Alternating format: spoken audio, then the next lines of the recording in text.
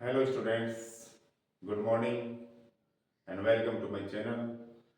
आज का अपना जो टॉपिक है वो है प्रेजेंट कंटिन्यूअस या प्रेजेंट प्रोग्रेसिव टेंस। स्टूडेंट्स, चलो देखते हैं क्या पहचान है इसकी, कौन कौन सी हेल्पिंग वर्ब्स हैं और वर्ब कैसे बनाए जाएंगे। तो इस टेंस की जो ऑक्सिलियरी या हेल्पिंग वर्ब है वो तीन है। Is, am, are. Is singular है, सिंगुलर सब्जेक्ट के साथ आएगा। एम आई के साथ आता है। आर यू विधेय के साथ आता है। और जो मेन वर्ब होती है उसमें आईएनजी लगा दिया जाता है जो फोर्थ फॉर्म बन जाती है। पहला वाक्य है पॉजिटिव सेंटेंस जिसका स्ट्रक्चर या सिंटैक्स निम्न प्रकार है। Subject, helping verb, main verb, उसमें आईएनजी लगेगा। Object remains. जैसे आज हम मोटरसाइकिल से रेवाड़ी जा रहे हैं, तो इस वाक्य में सब्जेक्ट क्या है? हम, वी। वी के साथ helping verb are. Main verb क्या हो रही है? लास्ट में मिलती है हमेशा, जाना। कहाँ जा रहे हो? जगह कौन सी है? रेवाड़ी। कहीं भी जाते हैं डेस्टिनेशन पर तो we use preposition to before it. To Rewari. कैसे जा रहे हैं? मोटरसाइकिल से। ऑन लगता है इसमें, बाई नहीं लगता। जो खुले साधन होते हैं यात्रा के या जिनके ऊपर बैठकर यात्रा की जाती है उनसे पहले ऑन प्रीपोजिशन यूज होता है। ऑन बाइक कह दो या मोटरसाइकिल कह दो। We are going to Rewari on bike. और समय क्या है? आज, टुडे। दूसरा वाक्य देखिए, नेगेटिव सेंटेंस है। सेम यही स्ट्रक्चर है, सिर्फ एडवर्ब ऑफ नेगेशन नॉट जुड़ जाता है हेल्पिंग वर्ब के तुरंत बाद। वह इस समय रसोई में प्रसन्नता पूर्वक खाना पका रही है। इस वाक्य में सब्जेक्ट क्या है? वह। सी है, लेडी है ये, विमन है। सी। सी के साथ सहायक क्रिया क्या आएगी? सिंगुलर है, इज। खाना नहीं पका रही है, नेगेटिव है, नहीं पका रही है।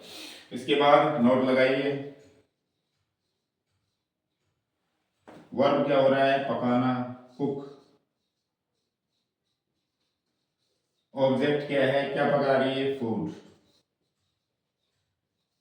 She is not cooking food. अब देखिए स्टूडेंट्स, इसमें तीन एडवर्ब आए हैं। समय बताने वाला इस समय, रसोई में जगह बताने वाला, और प्रसन्नता पूर्वक ये तरीका बता रहा है, एडवर्ब ऑफ मैनर। तो इसका एक नियम है, एमपीटी। एमपीटी का मतलब होता है किसी वाक्य में अगर ये तीन एडवर्ब आ जाए कॉन्सिक्वेंटली तो सबसे पहले एडवर्ब ऑफ मैनर आता है जो तरीका बताता है। उसके बाद एडवर्ब ऑफ प्लेस आता है जो जगह बताता है। उसके बाद एडवर्ब ऑफ टाइम आता है जो समय बताता है। तो इस वाक्य में ये तीनों एडवर्ब आए हुए हैं। तो सबसे पहले हमें लगाना है एडवर्ब ऑफ मैनर, यानी कि प्रसन्नता पूर्वक, हैप्पीली। दूसरा एडवर्ब ऑफ प्लेस, कहां पका रही है? रसोई में, इन द किचन। उसके बाद एडवर्ब ऑफ टाइम लास्ट में, इस समय, एट दिस टाइम या this time. At this time या दिस टाइम। देखिए, she is not cooking food happily in the kitchen at this time. तो ये हो गया नेगेटिव सेंटेंस। तीसरा वाक्य होता है इंटेरोगेटिव जिसका स्ट्रक्चर इस प्रकार से है, डब्ल्यूएच वर्ड, उसके बाद हेल्पिंग वर्ब, सब्जेक्ट, फिर फर्स्ट फॉर्म में आईएनजी, ऑब्जेक्ट रिमेन्स। वाक्य देखिए, क्या तुम आजकल वहीं रह रहे हो? वाक्य क्या से शुरू है? द सेंटेंस बिगिंस विद क्या। अगर क्या से कोई वाक्य शुरू होता है तो उसमें डब्ल्यूएच वर्ड नहीं लगता है, तो एच भी लगाने से ही वो क्या बन जाता है। तो सबसे पहले सब्जेक्ट देखिए, तुम के साथ क्या आएगा? Are you. उसके बाद वर्ब क्या हो रही है? रहना, लिविंग। उसके बाद कहाँ रह रहा है? वहीं, there. Are you living there. उसके बाद टाइम, आजकल, nowadays. Nowadays. Are you living there nowadays. अब देखिए इसमें भी दो एडवर्ब आ रहे हैं, तो वहां प्लेस और एक समय। तो देखो P और T, M नहीं है इसमें, तो P प्लेस वाला पहले आया, टाइम वाला बाद में, प्लेस वाला पहले और टाइम वाला बाद में आया। चौथा वाक्य भी इंटरोगेटिव होता है, सिर्फ इसी स्ट्रक्चर में नोट ऐड हो जाता है, कहाँ होता है, सब्जेक्ट के बाद। अगर सब्जेक्ट के बाद नोट नहीं करते हो तो आप यहाँ भी नोट कर सकते हो, लेकिन फिर वो CNF यूज करना पड़ेगा, कॉन्ट्रैक्टेड नेगेटिव फॉर्म। जैसे इसमें नोट लगाना है तो इजंट इस तरह यूज करना पड़ता है, अदरवाइज आप वही लगा सकते हो।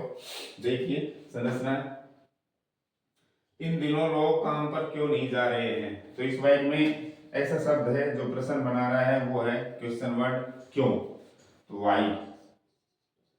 उसके बाद ये हो गया HV, सब्जेक्ट के अकॉर्डिंग। सब्जेक्ट क्या है, इसमें एक वाक्य और रह गया, तुम्हें कौन पुकार रहा है, इसमें WH वर्ड है हु। अब हेल्पिंग वर्ब, जब वाक्य हु से शुरू होता है तो उसमें सब्जेक्ट होता नहीं है, तो हेल्पिंग वर्ब किसके अकॉर्डिंग लगाते हैं, वर्ब के अकॉर्डिंग लगाई जाती है। लास्ट पता पड़ जाएगा सिंगुलर है या प्लूरल। तुम्हें कौन पुकार रहा है और तुम्हें कौन पुकार रहे हैं, अगर रहे हैं होता तो प्लूरल वर्ब आती, लेकिन पुकार रहे सिंगुलर है तो इज लगा दीजिए, सब्जेक्ट इसमें होता नहीं है, वो इज। ये हो गया, ये हो गया, ये है नहीं। अब वर्ब पुकारना, कॉल, कॉलिंग हो जाएगा, जिसे पुकारा जा रहा है वो ऑब्जेक्ट है you, who is calling you. चौथा वाक्य देखिए, इन दिनों लोग काम पर क्यों नहीं जा रहे हैं, इसमें WH वर्ड क्या है, क्यों, वाई। सब्जेक्ट क्या है, लोग, तो आर लगेगा, वाई आर पीपल। नेगेटिव इसलिए नॉट, वर्ब है जाना, कहाँ जा रहे हैं, कार्यस्थली मानी जाएगी, है ना, गोइंग टू वर्क, ऑन नहीं आएगा। Why are people not going to work, और समय है लास्ट में, इन दिनों, दीज डेज, दीज डेज। तो विद्यार्थियों ये हुआ अपना प्रेजेंट कंटीन्यूअस टेंस। अब इसी टेंस में करेक्ट फॉर्म ऑफ वर्ब हम बनाना सीखते हैं, तो चलिए देखते हैं correct form of verb.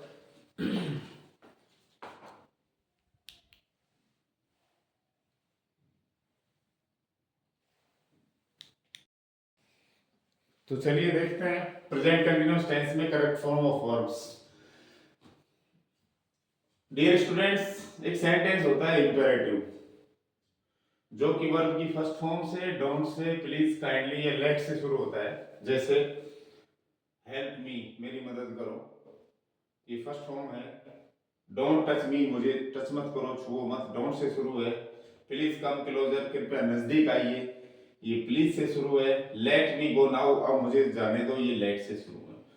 Dear students, imperative sentence वो सेंटेंस होते हैं जो किसी ऑर्डर को या कमांड को अथवा किसी रिक्वेस्ट के भाव को दर्शाते हैं, इंपेरेटिव सेंटेंस कहते हैं।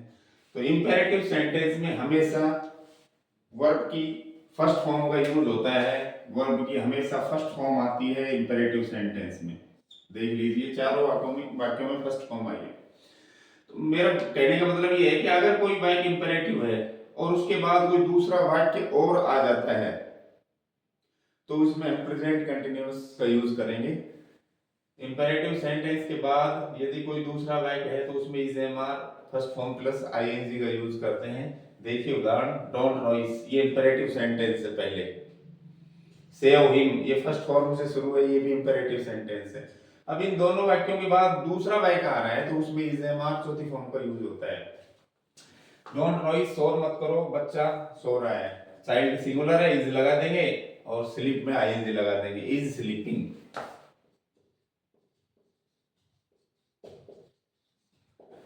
ही सिंगुलर है, इसमें भी इज लगा देंगे और डाई की फोर्थ फॉर्म बना देंगे। सेव हिम, उसे बचाइए वो मर रहा है। तो जब भी इंपेरेटिव वाक्य के बाद कोई दूसरा वाक्य आता है उसमें हमेशा प्रेजेंट कंटीन्यूअस टेंस का ही प्रयोग होता है। इसके अलावा कुछ एडवर्बियल्स हैं जिन्हें देखकर भी हम प्रेजेंट कंटीन्यूअस टेंस का ही यूज करते हैं वाक्यों में। वो एडवर्बियल्स हैं today, now, still, nowadays, these days, this time, in this moment. और इनमें से कोई भी एडवर्बियल्स किसी सेंटेंस में होता है तो उसमें is am are plus verb की फोर्थ फॉर्म का यूज होता है। जैसे टुडे आ गया, इसमें स्टिल आ गया, इसमें नाउडेज आ गया, इसमें दिस टाइम आ गया। तो इन सभी वाक्यों में is am are fourth form का यूज करेंगे। जैसे वी के साथ आर, इसमें आईएनजी लगा देंगे, आर गोइंग। इसमें सी है, इज, आईएनजी लगा देंगे, वॉशिंग, इज वॉशिंग। इसमें यू है, यू से पहले हेल्पिंग वर्ब आएगी आर, और यहाँ पर वर्ब आएगी टीचिंग, आर टीचिंग। इसमें सिंगुलर है सन, इज आएगा, इसमें आईएनजी लगा देंगे। डियर स्टूडेंट्स, ये थी आज की अपनी क्लास। आज का टॉपिक प्रेजेंट कंटिन्यूअस टेंस। अगली वीडियो में हम पढ़ने जा रहे हैं present perfect tense, correct form of verbs. तब तक कीजिए इंतजार। वीडियो अच्छी लगी हो तो लाइक करें, शेयर करें, जरूर पढ़े तो कमेंट करें, चैनल को सब्सक्राइब जरूर करें। Thank you.